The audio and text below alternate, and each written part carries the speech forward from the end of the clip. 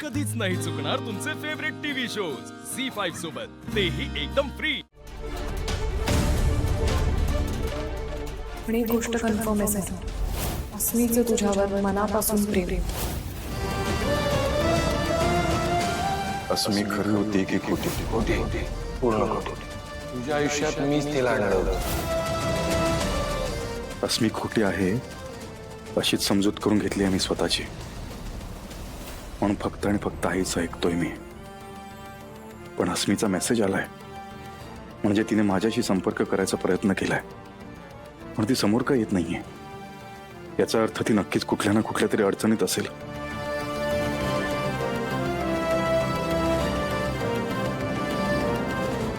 Excuse me, हा? अस्मी प्रधान इथेच राहतात ना? नाही। नाही, मागे तर मी त्यांना इथेच भेटलो होतो। हो म्हणजे ती राहत होती इथे, पण आता नाही राहत। म्हणजे आम्ही 4-5 जण एकत्र राहायचो, पण बरेच दिवस झाले ती नाही राहतात इथे। ठीक आहे, थँक्यू।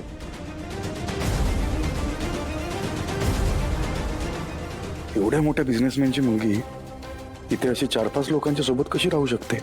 शक्यच नाही।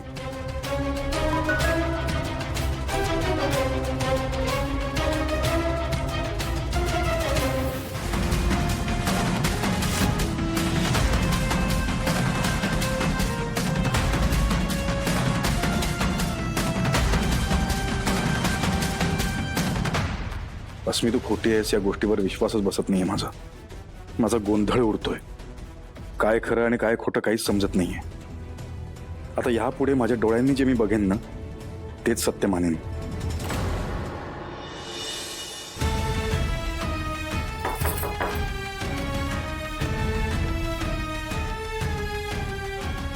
सावली,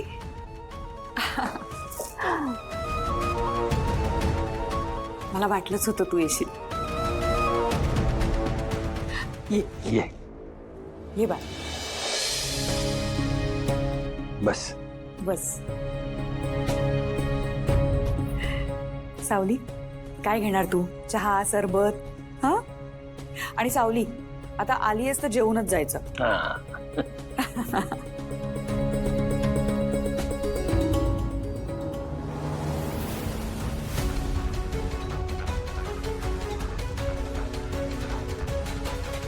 काय झालंय सावली? म्हणजे सांगू शकतेस का?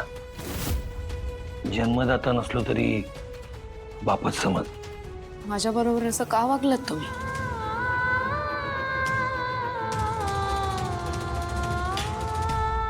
अडचणींनी भरलेलं होतं माझं आयुष्य, पण ते माझं होतं।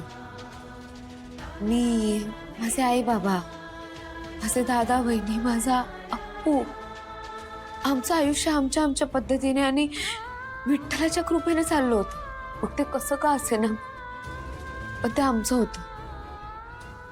आणि एके दिवशी तुम्ही आलात। तुम्ही आलात आणि सगळ्यांचं आयुष्यच बदलून गेलं। का खेळलात तुम्ही माझ्या आयुष्याची? तुमच्या समाधानासाठी, तुमच्या सुखासाठी तुम्ही माझं आयुष्य पणाला का लावलं? ह्या सगळ्यात माझा काय दोष होता सांगा ना?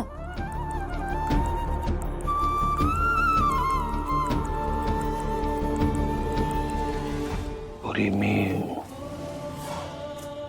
काय उत्तर देऊ याच्यावर? माझ्या पोटच्या लेकीचा जळून कोळसा होताना बघितलं होतं मी। त्यावेळी ज्या काही वेदना झाल्या त्यामुळे सुडाने पेटून उठलं होतं। ते वेदना थोड्या शांत झाल्या इतकंच। तुमच्या वेदना शांत झाल्या, पण माझं संपूर्ण आयुष्य वेदनांनी भरून टाकलं तुम्ही। मी लहानपणापासून ऐकत आले, गरिबाच्या आयुष्याशी खेळणं सोपं असतं सगळ्यांसाठी। मी जगलो काय मेलो काय कुणाला काहीच फरक पडत नाही. आणि खरं सांगू, मी तुमच्यावर स्वतःपेक्षा जास्त विश्वास ठेवला होता आणि तुम्ही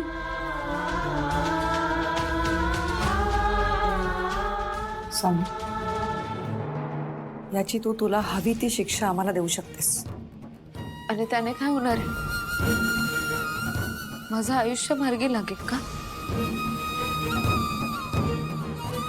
आणि ही अशी शिक्षा वगैरे देणारी मी कोण आहे? उलट शिक्षा तर मलाच मिळाली. ज्या घरात मी सून म्हणून गेले तिथे एक सून म्हणून, एक बायको म्हणून मला हक्क कधी मिळणारच नाही. अहो हक्क सोडा, मला साधं प्रेम तरी मिळेल का? तू थोडं माझं ऐकून घेशील, त्यानंतर तू म्हणशील त्याचं सगळं करू. काय ना, या नाटकाची सुरुवात तुला आणि अस्मिला घेऊन झाली. तिच्यासोबत तर करार केला होता, आणि नाटक जसं जसं पुढे गेलं तसं तसं लक्षात यायला लागलं की तू मात्र 100 नंबरी सोनं आहेस. तुझा लळा लागत गेला आम्हा दोघांना. तुझ्याबद्दल प्रेम वाटायला लागलं. जितकं आमच्या सानिकाबद्दल होतं तितकंच आमच्या आयुष्यात तुझ्या येण्यानं आम्ही आमच्या मुलीचं दुःखही क्षणभर विसरलो होतो. खरं सांगायचं तर अस्मी आमच्यासाठी फक्त क्लायंट होते. तिच्या मदतीनं आम्हाला तुला मेहेंदळींची सून म्हणून त्यांच्या घरात पाठवायचं होतं. आणि अख्खं घर उद्ध्वस्त करायचं होतं.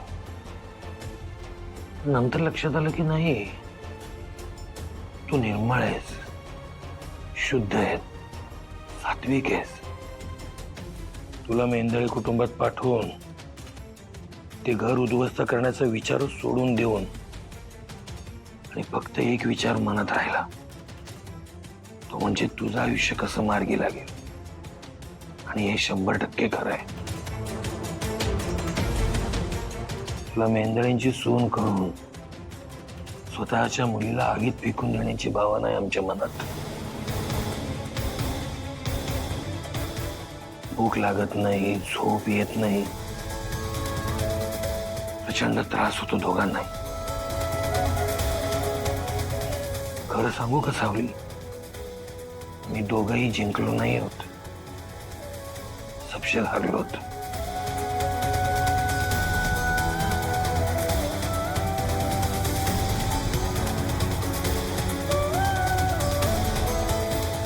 माहेर वाशिण म्हणून आलीस, 2 दिवस राहून जा. राहायला नाही आले मी, निघणार आहे मी लवकरच.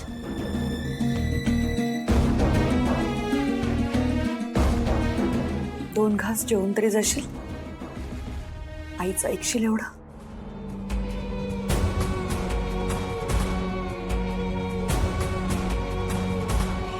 आलीच.